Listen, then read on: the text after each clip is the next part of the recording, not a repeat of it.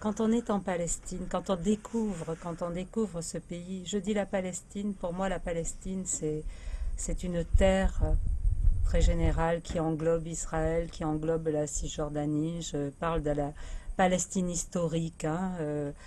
Quand on va dans ce pays, on est choqué, bien sûr. On est choqué par ce qu'on voit. On a beau le savoir, la première impression, c'est d'être extrêmement choqué. Et on est choqué par quelque chose qui dépasse la situation politique, je dirais. On est choqué par ce dont l'être humain est capable. Je suis née après la guerre. Je suis née après la guerre, fille de soldat. J'ai donc grandi dans cette haine des horreurs de la guerre. J'ai grandi dans l'horreur de la découverte des camps de concentration, de la Shoah, bien sûr.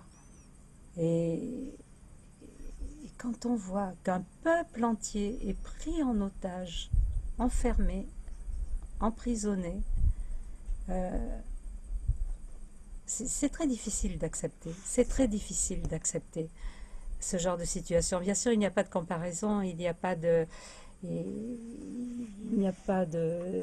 Shoah, il n'y a pas de chambre à gaz, mais le principe de ce pouvoir de l'homme sur l'homme, de cette condamnation d'un peuple à être opprimé, à être inférieur, est tellement révoltant que effectivement, on a besoin de foi, on a besoin de croire,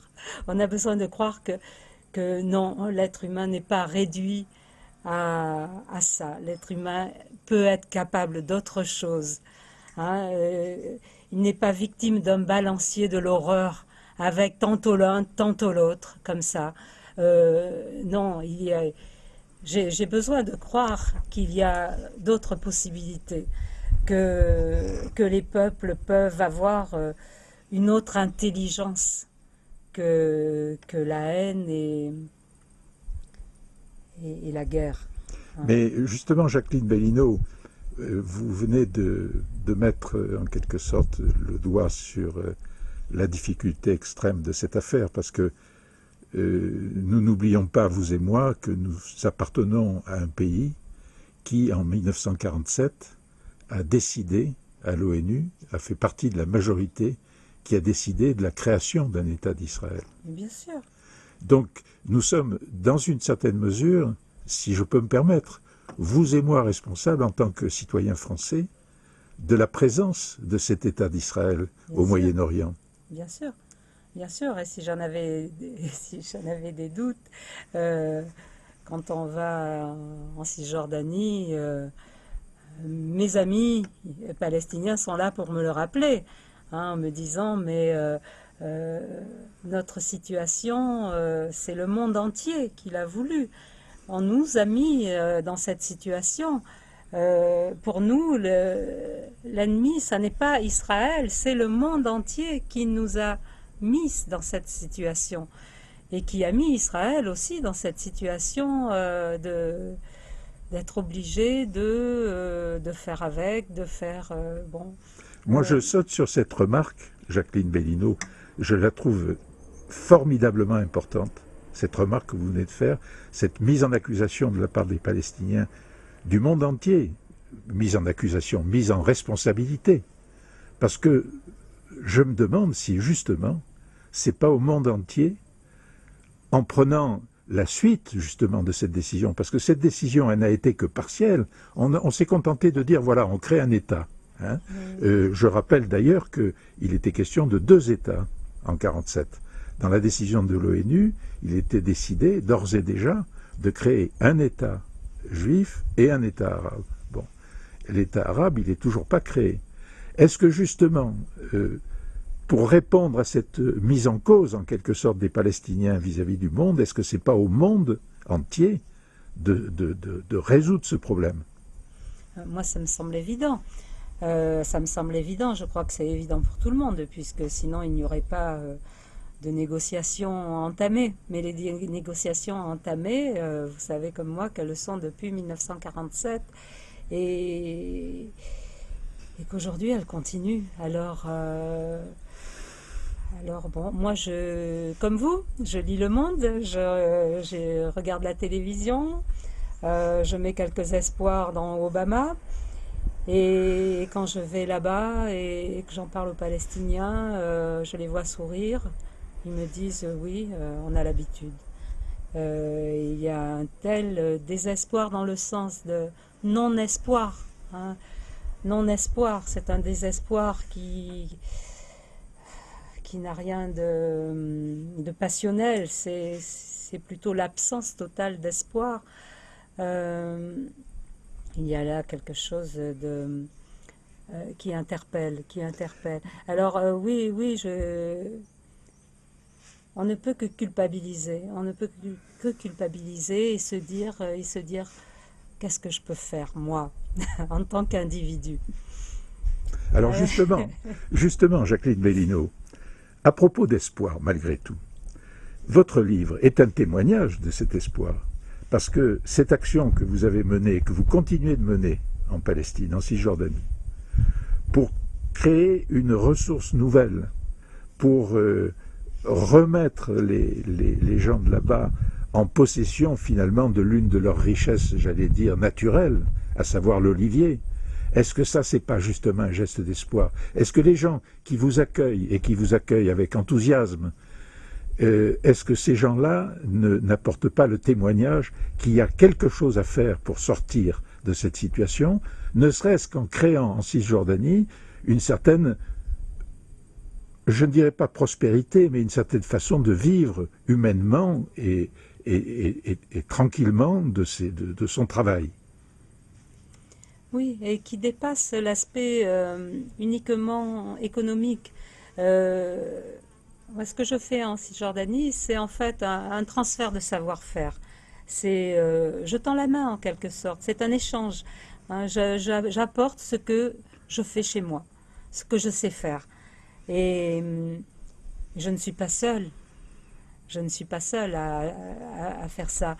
Il y a beaucoup d'Européens, d'Américains, de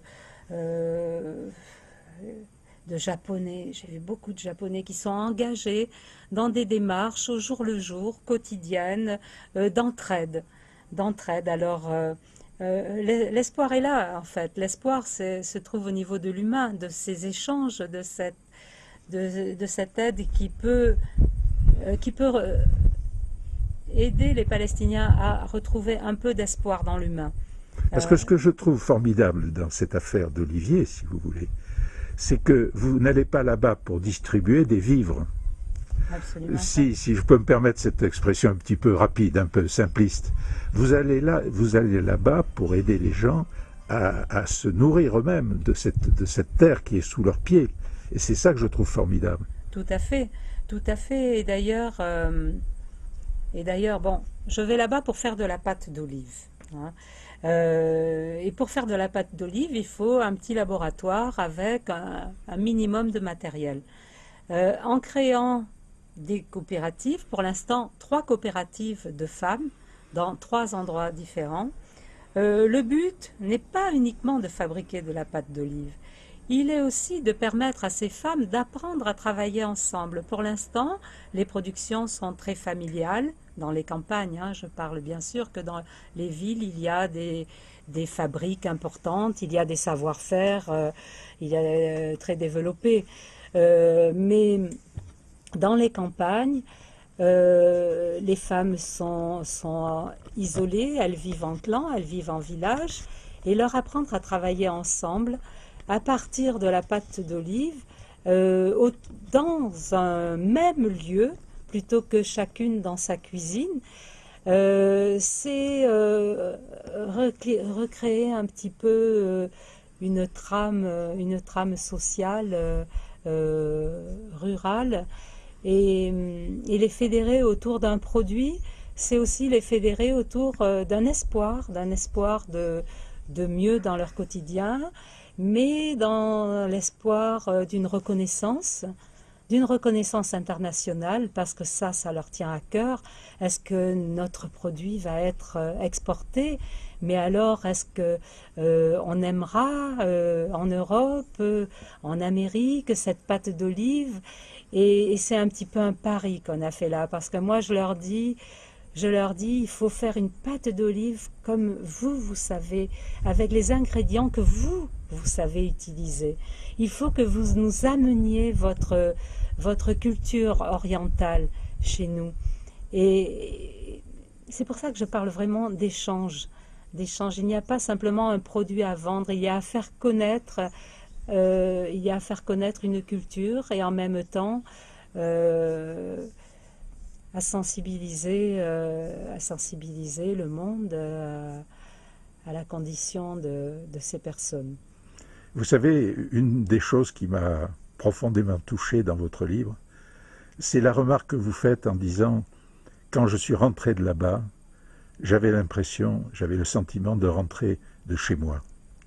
Eh bien, écoutez, moi, à mon petit niveau, Dieu sait si je n'ai pas eu les mêmes activités que vous et si je ne suis pas resté aussi longtemps, eh bien, j'ai eu pour la première fois de ma vie, dans l'avion qui me ramenait à Nice, j'avais le sentiment également de rentrer de chez moi.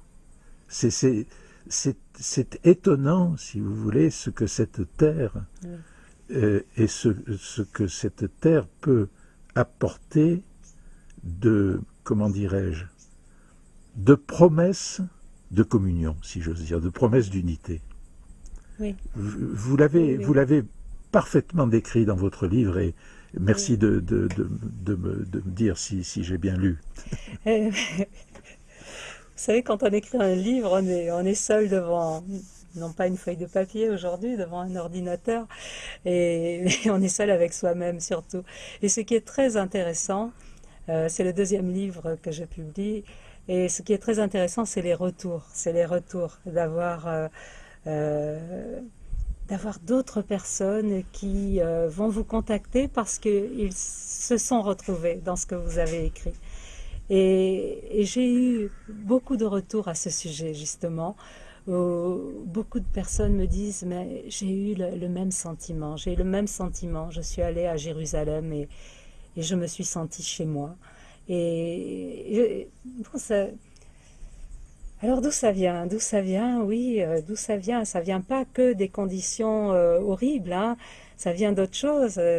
Il y a, moi je trouve qu'il y a dans ce pays une espèce de pureté, peut-être dans le paysage, peut-être dans les oliviers, mais ça c'est personnel. Je suis peut-être très sensible. Ça, dans la lumière, je parle beaucoup de la lumière parce que c'est vrai que la lumière est différente que dans tous les autres endroits que j'ai connus. La lumière de Jérusalem, la lumière de Ramallah, c'est une autre lumière. Et puis cette concentration de culture aussi, cette concentration de culture dans un si petit territoire. Quand on pense à toutes les civilisations qui sont passées par là, le poids de l'histoire est partout. Voilà, le poids de l'histoire est partout. Et le poids des religions aussi, parce que toutes ces civilisations se sont projetées dans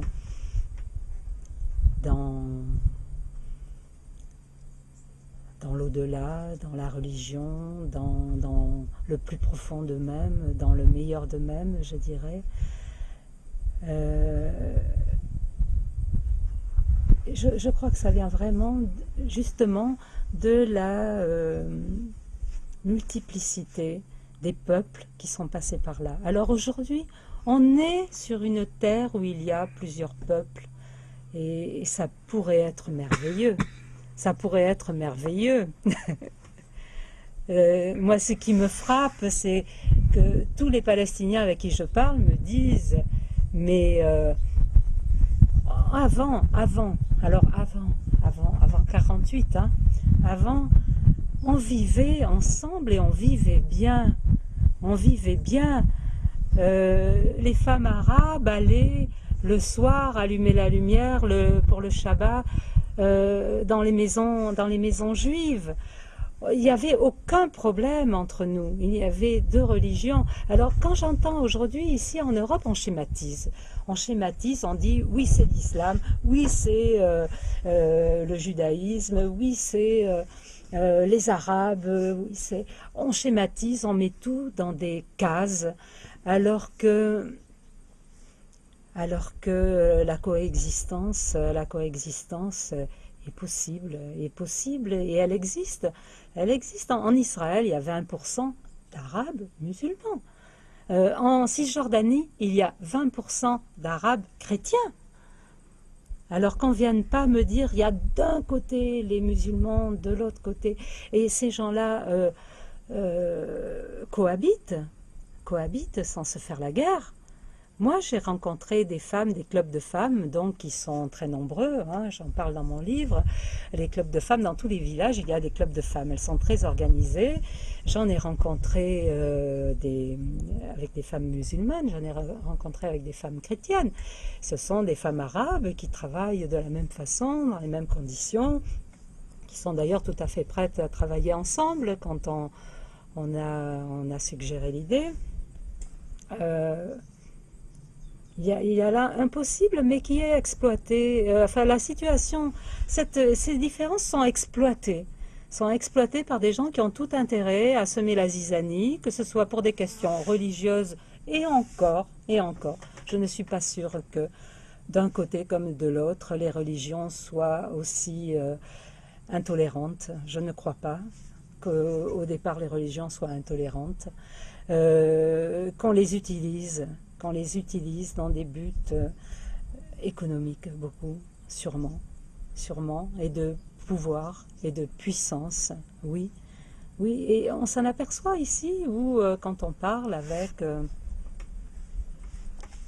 je dirais, l'homme de la rue, les gens dans la rue, je tiens des stands où je vends de l'huile d'olive, je vois passer les gens et j'entends des réflexions et j'entends des tas de choses, mais c'est toujours, on est dans les clichés,